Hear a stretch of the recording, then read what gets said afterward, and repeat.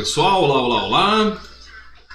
Olá, seja muito bem-vindo, seja muito bem-vinda. Eu me chamo Michael Lima e esse é o resumo das principais notícias do mercado financeiro do Brasil e do mundo. É o resumo semanal das notícias e, como costume, vamos falar de algumas datas comemorativas dessa semana.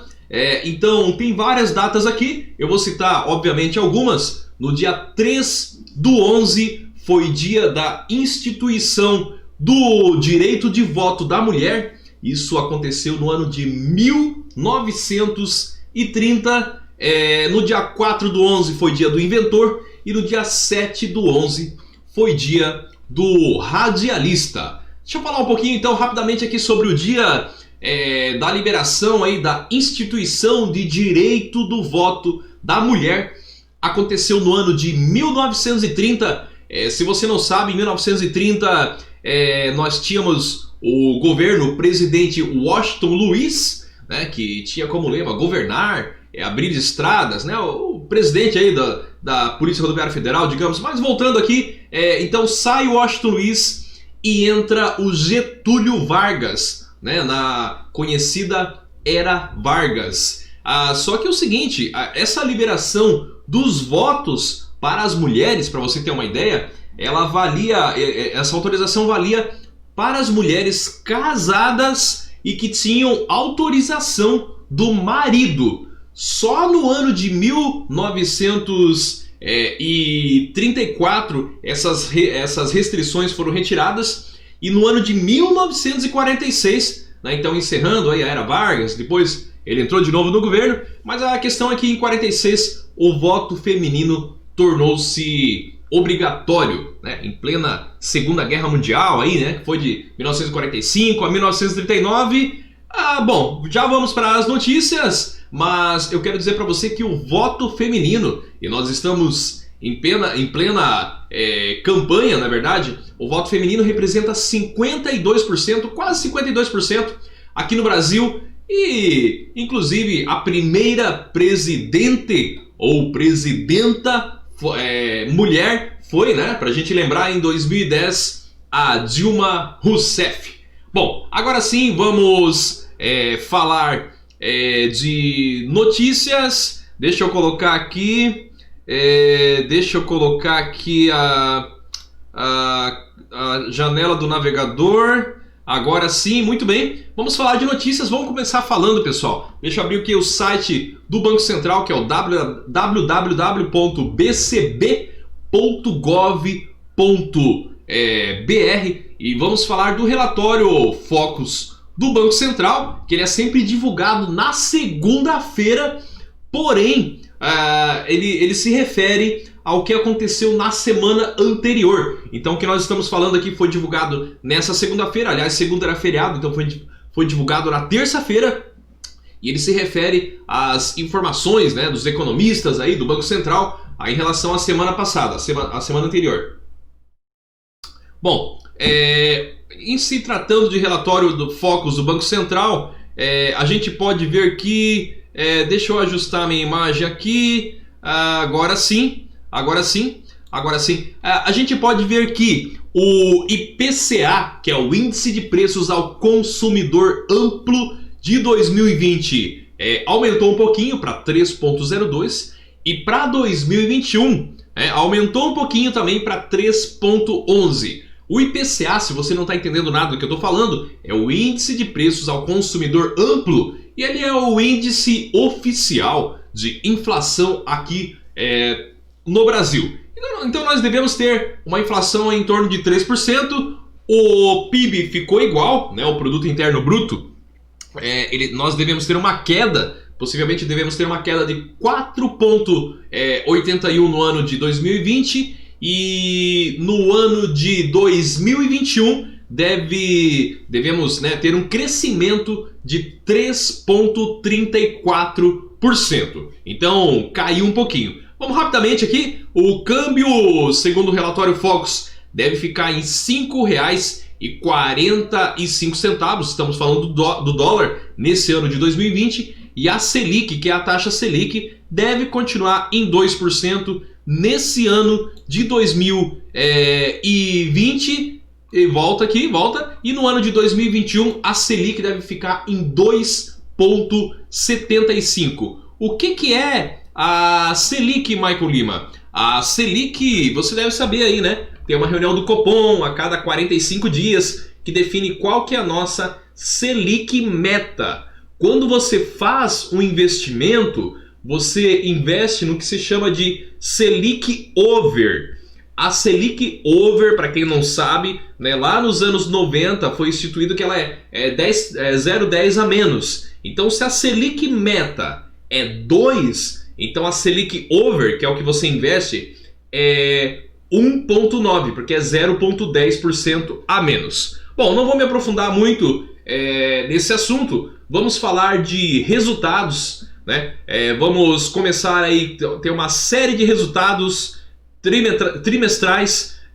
Vamos começar então falando do Uber. Então deixa eu colocar aqui na tela, deixa eu colocar aqui os dados da Uber. Isso aqui mesmo, Uber Technologies. A Uber então teve uma receita. Enquanto eu vou falando, ó, vai aparecendo onde que tá? Aqui, ó, vai aparecendo, né, os dados da empresa na tela para você. Eu estou colocando aqui os dados e falando com você, por isso que eu olho pro ladinho aqui de vez em quando. Mas a questão é que a Uber teve uma receita de 3,13 bilhões de dólares no terceiro trimestre. Ficou abaixo das expectativas, né? A expectativa era de nada mais, nada menos do que 3,20 bilhões. Então ficou abaixo. Já quando se trata da Uber Eats, né? Quando se trata da Uber Eats, ela teve um crescimento de 190%. Olha só que interessante. Então a Uber, né? O Uber, como queira, relatou que teve uma perda trimestral de 62 centavos de dólar por ação. Olha só que pena, né? Essa situação aí da Uber. Deixa eu colocar mais algumas informações aqui. Agora sim, no geral, a Uber teve um prejuízo, pessoal, de 1,09. Resumindo aqui, teve um prejuízo de 1,09 bilhão, né, de reais. É uma melhoria em relação ao ano anterior, porque no ano de 2019 o prejuízo era de 1,16 bilhão de reais, se você não lembra. Então, a Uber aí, que é uma grande empresa, uma empresa bastante importante, mas, né, que infelizmente tem prejuízo. Agora vamos falar da Hershey. A Hershey, deixa eu ver se eu consigo achar aqui a ação dela aqui, porque de cabeça realmente eu não lembrava. Não é uma empresa que eu invisto, apesar de ser uma delícia. Não é verdade? Deixa eu ajustar o microfone. Show de bola. Vamos colocar o site da Hershey aqui, que eu acho que vai ficar bacana, hein? Vamos colocar o site da Hershey já. Olha só essa valorização aqui. O que será que aconteceu? Mas a questão, pessoal, é que a Hershey, que é a empresa norte-americana de chocolates, ela teve um lucro líquido de nada mais, nada menos do que 447 milhões de dólares. Estou procurando o site da Hershey aqui, mas não consegui entrar no site da Hershey. Vamos procurar, acho que no Bing aqui ou no Google mesmo. Show de bola, agora sim. Então a Hershey teve um lucro de 447 milhões, né? Estamos falando do terceiro trimestre de 2020.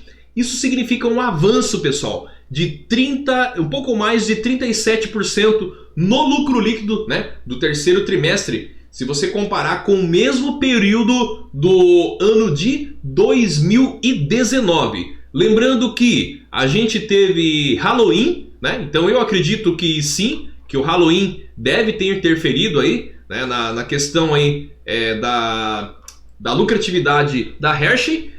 E também as pessoas ficaram em casa, né? Possivelmente as pessoas ficaram em casa, isso acabou levando, sim, acredito eu, a um maior consumo de chocolate. Bom, vamos falar também agora de pets, né, a Petz informou que o Unibanco reduziu a sua participação societária. Então vamos abrir a Petz. A Petz eu acho um setor bastante promissor, né? Aqui 5 anos não tem, porque ela fez IPO há pouco tempo. Eu acho que assim, ela é única, né, nesse setor, então acredito bastante nessa empresa. Lembrando que isso não é indicação de investimento, tá? Aqui no resumo das notícias a gente não faz indicação de investimento, mas a Petz informou que o Itaú reduziu a participação, o Banco Itaú, né? Itube 4, aí, se você quiser pesquisar o Itaú também, reduziu a participação societária para 4,908%. Isso quer dizer que o Itaú tem agora 18.301.267 ações ordinárias da Petz. Vamos dar mais uma olhadinha nessa comunicação aí, para quebrar o gelo. Então, o que será que aconteceu? A gente não sabe exatamente, né? Mas a gente segue acompanhando. Ó, vamos ver aqui atualizações, comunicação ao mercado. Aqui está. A Petz, então, está aqui, ó, comunicando ao mercado, né, nos termos do artigo 12 da Comissão de Valores Imobiliários, aqui, né, da Instrução 358, né? Ó, e aqui está, então, né, a comunicação do Itaú, né, dessa redução, então, da participação, né, na Petz. Agora vamos falar também de WIS, ou VIS, como queira, né? Eu acho que a VIS é bastante promissora, né? Acredito que a VIS é bastante promissora. Bom, a VIS, obviamente, teve lucro, né? Não teve prejuízo. Teve um lucro líquido de 81 milhões de reais, pessoal. É claro, né? A empresa de seguro aí, né, que atua aí dentro da Caixa, ela procura ter um pouco de independência da Caixa, mas ela ainda tem uma boa receita, sim, né, na Caixa. E então o lucro líquido da WIS, ou da VIS, como queira, né, da VIS Soluções, está carregando aí o site também para você, foi de 81 milhões de reais no terceiro trimestre. Isso significa que é 30% maior do que o mesmo período de 2019. Olha só, mesmo nessa situação pandêmica.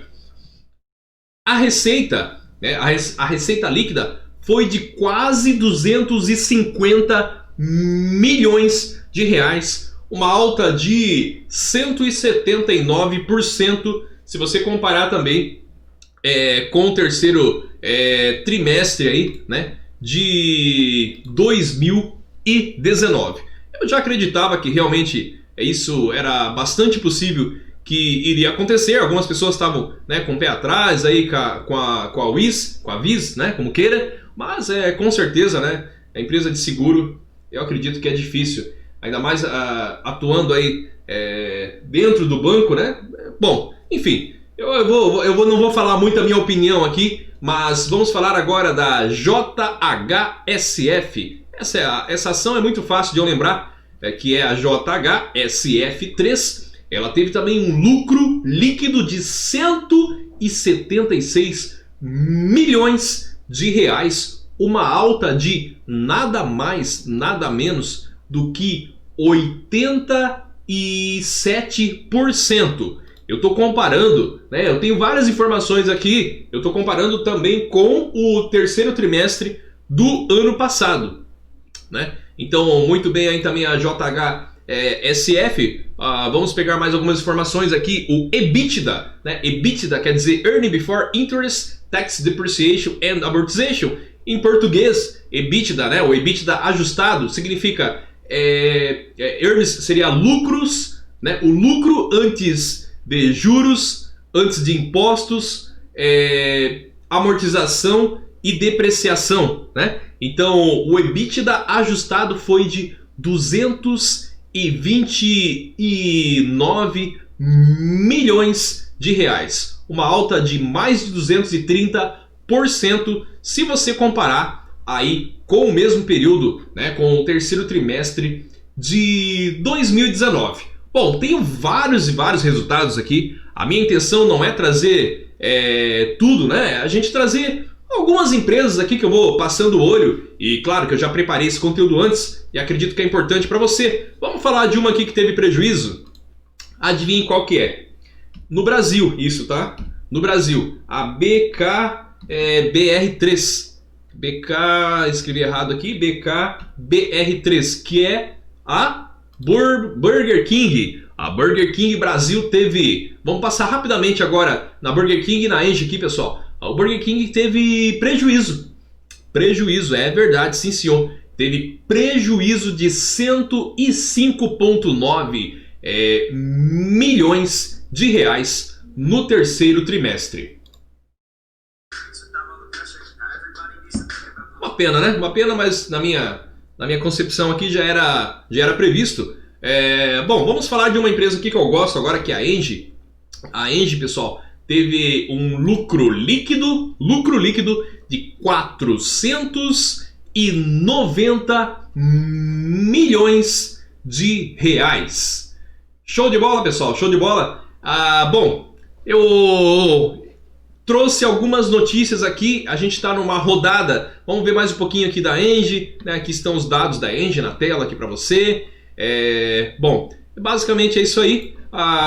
Eu trouxe algumas informações aqui sobre as notícias, né? Sobre os resultados das empresas. Eu estou procurando aqui, gente, para colocar agora a imagem padrão novamente. Show de bola! Imagem padrão na tela, eu vou para o lado de cá. Eu trouxe alguns resultados das empresas, tem vários e vários outros resultados. Para você saber mais, entre no nosso grupo VIP. Eu falei lá também da Lojas Renner, muito importante, né? A maior, né, do setor no Brasil, a Lojas Renner, também falei lá no grupo VIP. O link está aqui na descrição para você participar. Vamos falar aqui também rapidamente de IPO. Sempre gosto de trazer alguma notícia sobre IPO. E o grupo Ant, né, ou o Ant Group, seria o maior IPO do mundo. Porém, alguma coisa aconteceu e o IPO foi suspenso. Sabe-se lá, né? Tem uma série de especulação em cima desse assunto, mas a questão é que o IPO do Group Ant, ou do Ant Group, melhor dizendo, que seria o maior, eu estava acompanhando isso, seria o maior IPO do mundo, né? Foi suspenso, simplesmente foi suspenso, não vai acontecer, né? Não está muito claro qual que é o motivo.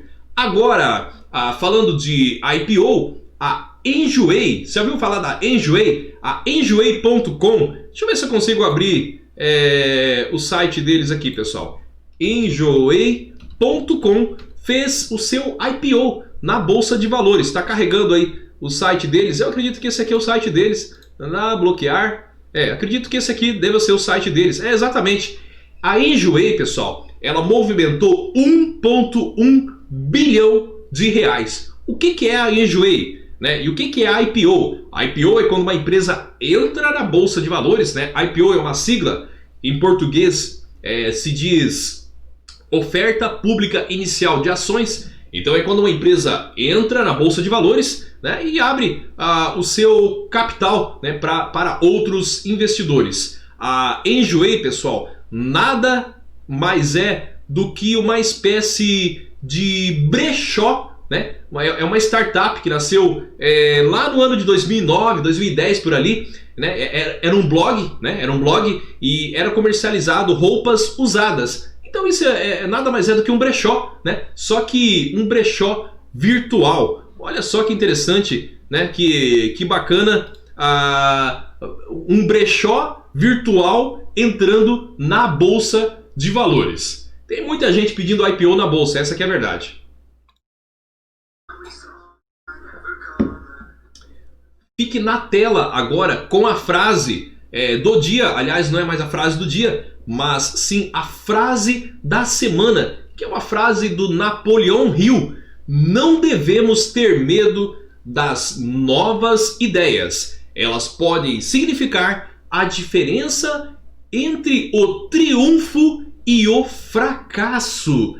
Aprenda com o Napoleão Hill. Napoleão Hill escreveu vários livros, né? Deixa eu ver se eu tenho algum livro dele aqui. Não tô conseguindo acessar aqui na minha estante, mas vale a pena a gente aprender, seja com a frase ou seja com os livros do Napoleão Hill. Na segunda-feira tem live. A live de segunda-feira tem como tema os 3 segredos para sair do zero e por que tentar investir direto pelo banco é um erro. Eu espero que você tenha gostado do resumo das notícias. Para mais informações, entre no nosso grupo VIP, o link está na descrição. Lembrando que nenhuma informação aqui, pessoal, é indicação de investimento e que rentabilidade passada não é garantia de rentabilidade futura. Segunda-feira tem aula, pessoal, às 19h05. Um grande abraço e um ótimo final de semana. Tchau, tchau.